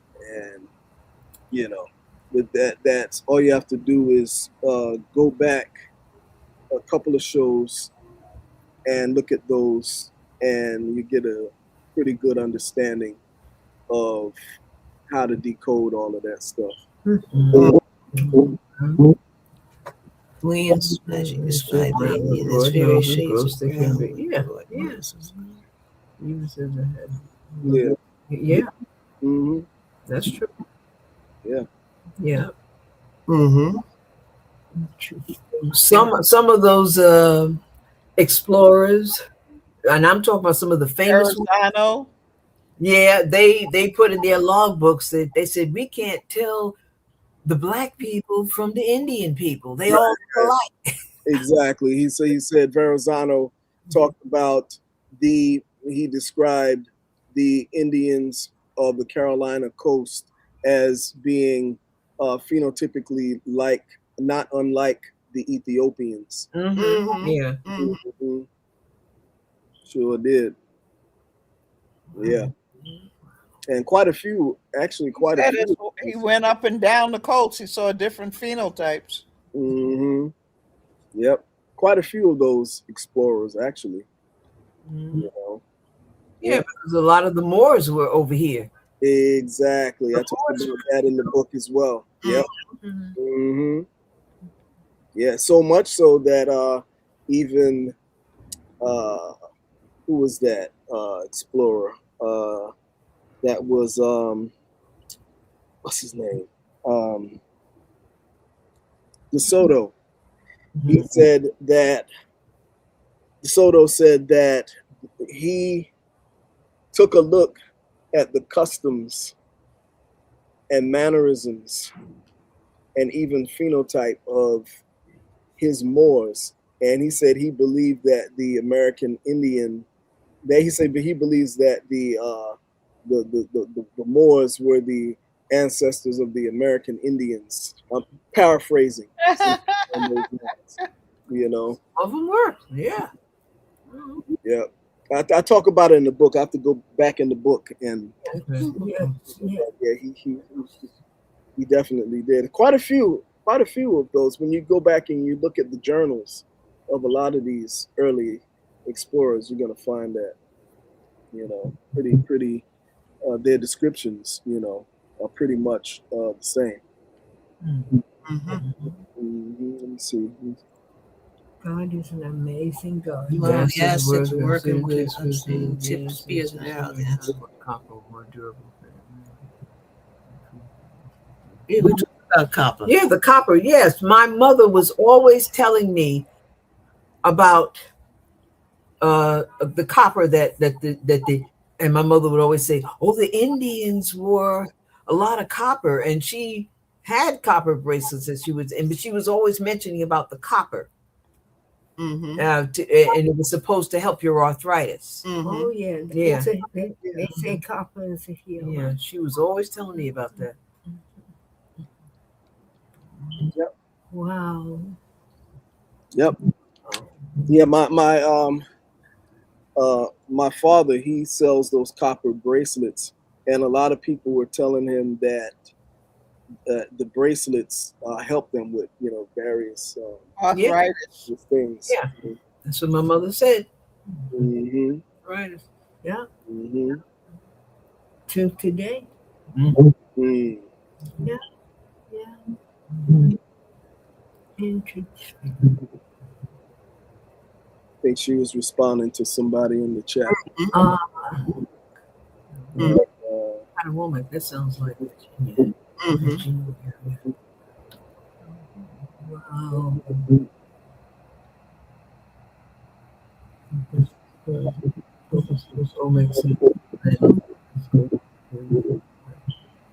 Yeah, like I said, the Olmecs were black.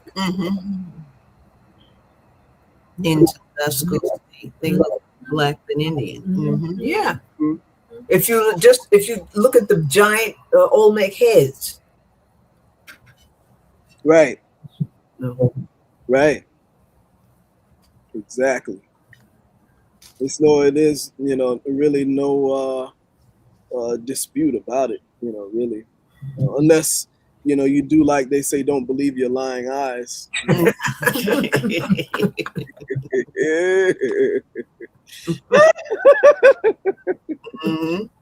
Don't believe your lying eyes. Like how you know, with Rodney King back in the days. You're not seeing, they're actually not beating him, you know, because now the sticks are turning, you know. Well, that's right.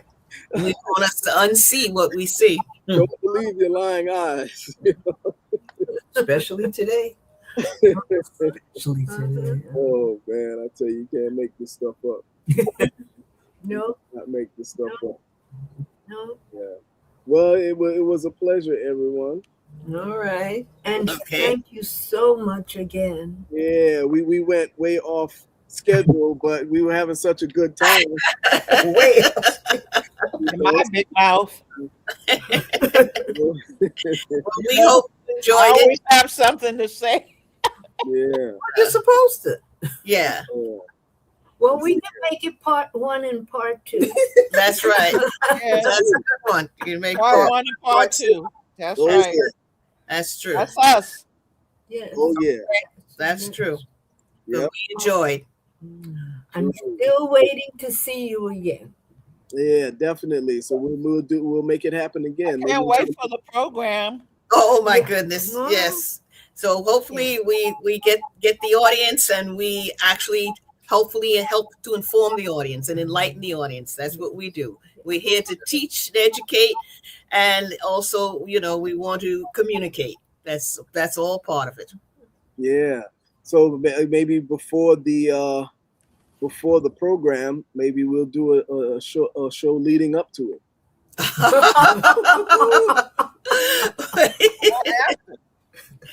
Oh, perhaps after. Yeah, I think We could do that too after. Yeah. Maybe after. Do that after. Yeah. because then, by then we'll get the response of the audience. Right. True. Indeed. That would be a good idea, possibly. Okay. Indeed. Well, that's a good one. So looking I'm forward looking forward to it. Yeah. Okay. Engine Radio said it was a good one. Yeah. Okay. Thank you. I'll be calling you guys after the program. Okay. You can call Firebird because I got to make some runs after the program. Oh my goodness. All right. All right. I was co-hosting, but it's your show. Yeah. My wife is giving me the evil eye. She's like, she thought it was just going to be 45 minutes. We got to get off here. Well, again, I just want to thank everybody, and I hope that if people want to know more about it, you have the flyer, and that you're able to put that flyer up and pass that flyer around so people will be able to see it. I'll put it on Facebook, and I'll put it on my community page on the That's YouTube. wonderful. Okay, that's wonderful. So thank you for giving us a chance to promote and highlight our program, as well as giving us a chance to interact and network with you and your audience. And we, again, appreciate your having us. You're quite welcome. Quite welcome anytime. Thank you so much. Tabuti. And have a blessed life. Don't do that. Go, honey.